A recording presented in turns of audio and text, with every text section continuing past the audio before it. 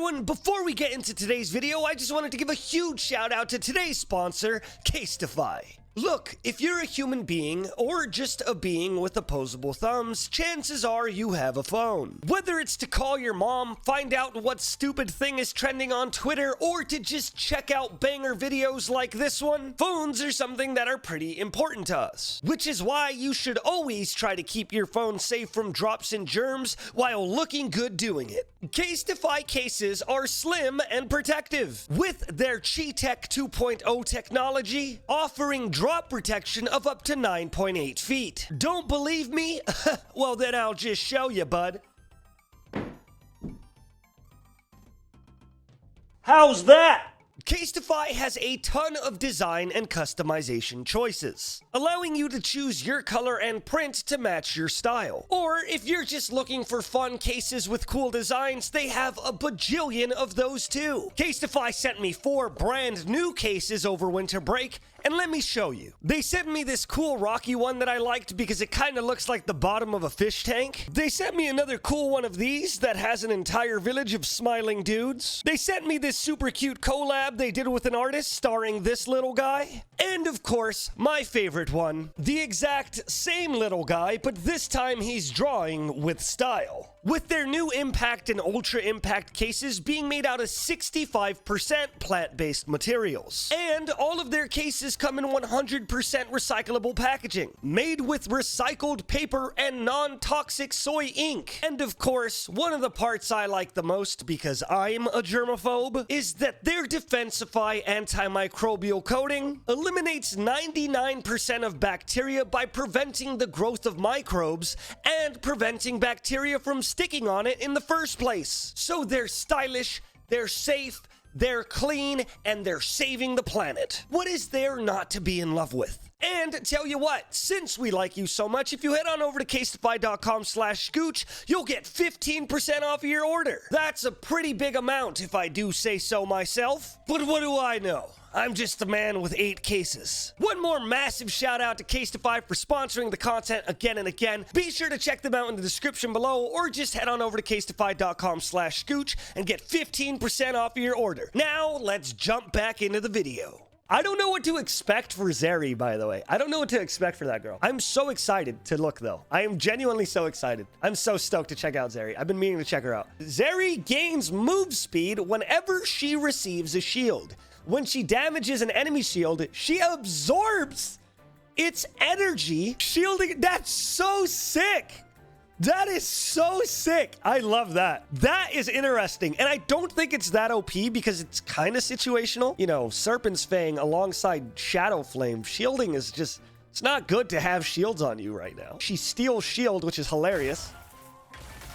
That is such a direct counter to so many champions that it's just, I'm like shocked. I didn't mean for it to be a pun, I promise. I wish I was clever enough. I'm not. Passive. Zeri's basic attack deals magic damage, scales with AP, and is treated as an ability. Are we gonna have a Gwen situation, bro? Are we gonna have a situation where you can't build this chick correctly because they want to make her an AP auto attacker? Is that what they're gonna do? Please don't do it. Moving and casting Burst Fire stores up energy in Zeri's Spark Pack. When fully charged, her next basic attack will slow and deal bonus damage. Active, Burst Fire shoots a burst of 7 rounds that deal physical damage to the first enemy hit. Burst Fire scales with AD and is treated like an attack, with the first round applying on-hit effects. Its cooldown matches Zeri's basic attack timer. This is the one that I saw in the video where they were explaining the new season. And that, I'm gonna say it. I'm gonna just fucking come out and say it. That is the dopest shit I've ever heard in my fucking life. I wish all ADCs had skill shot auto attacks. That is so sick because it makes playing ADC so much harder, but also so much more rewarding. It is awesome.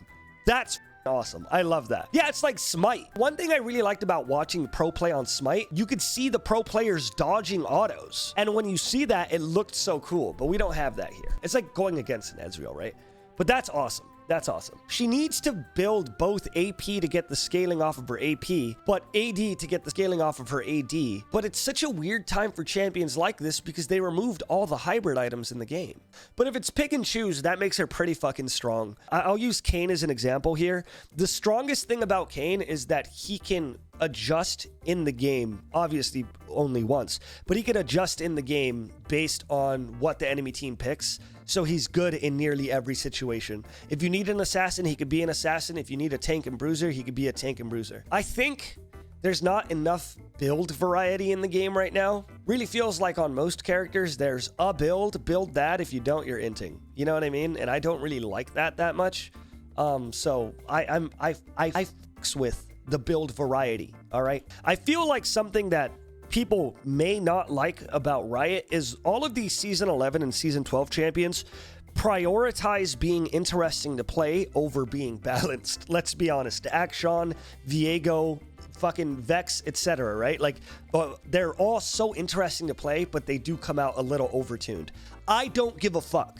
I would rather lose a ban and have a shit ton of interesting champions than go back to Season 2 where everyone was E-dash, auto attack, reset, CC ult. Zeri fires an electric pulse that slows and damages the first enemy hit. If the pulse hits a wall, it fires a long-range laser from the point of impact. Let me see it hit a wall. Oh, what the fuck? First off, I'm just gonna come out and say it. It's just Jinx's W right now, right? Her W is just Jinx's W. And then it turns into a, it looks like a Zereth Q here, but is it like Lux long? It becomes a Lux ult, bro?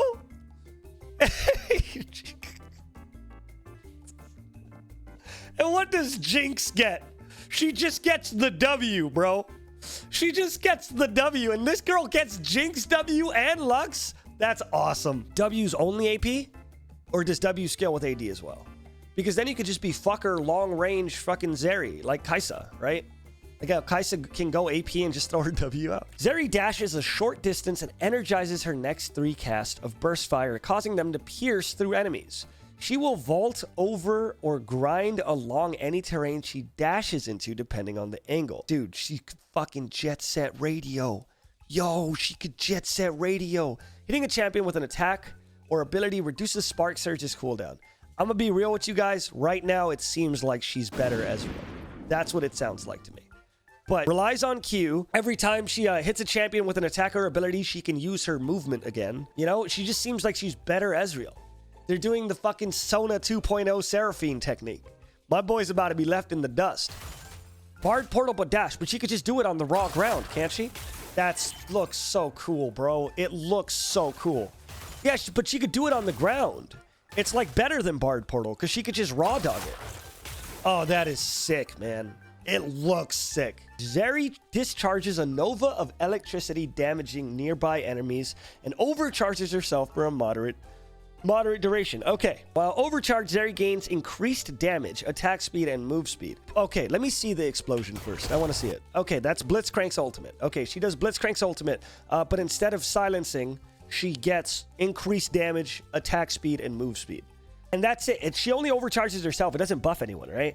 Attacking enemy champions refreshes the overcharge duration and adds another stack of move speed. While overcharge, burst fire's damage concentrates into a faster triple shot that chains lightning between... Jesus Christ. It's like if they made Sivir's ultimate better for Sivir. It's like if they made Sivir's ultimate better for herself, that would be Zeri's ultimate. Because right now, Sivir's ultimate is good for your team. It's like whatever for her. A little bit of move speed. But for her, it's like good for her only. And it's a burst. And it gives her static shift. That seems strong as shit. That seems ridiculously strong. She seems very, very, very, very good. She seems... Because something that is like kind of a defining factor on how effective a ADC is their ability to kite. And if she could Q just to kite, has that E up and the E coming up over and over again, plus if she needs to, she could build like a Gale Force or some shit. She seems like a very good champion. On top of that, pairing... Sorry, let me scoot myself back over here. On top of that, pairing it with the fact that she can build multiple ways, that's very good. That seems like she's going to be really good. At least for a while. They might do the old Samira technique where she comes out and she's insanely good and everybody plays her. And then they go, wait a minute, we fucked up. And then they turn her into dog shit. Dude, she seems fun. And honestly, and this is coming from a guy, okay? Just so you know, this is coming from a guy who mains Shaco and Nasus, okay? I play Shaco and I play Nasus and I play Tryndamere, okay? I don't give a fuck that all the new champions are just infinitely better than the old champions. Because if the game turns into super high-skilled, crazy champions, that would be a lot more fun than the game before it. I like that the new champions that Riot has been releasing are all so unique in playstyle, because it feels like the game is just going to be all about skill expression again. That is a very cool fucking thing. I enjoy that. But that's the future I'm down for. Good shit, Riot. Good shit. I'm excited for her. Am I going to be an ADC main ever in my life? No. No, I'm not. But hey, we got to answer to set. Am I right? Also, good news, by the time you're watching this on YouTube, aka this very second, I'm going to be streaming the final League of Legends Attractive Champion tier list. So right now, we're going to be doing which champions are the most attractive monsters in League of Legends. And then after that, we're going to be doing some fan games over at Amphi's debut, so it's going to be a great time. Why don't you come on over there right now, twitch.tv/Scooch, and I'll see you in a few seconds.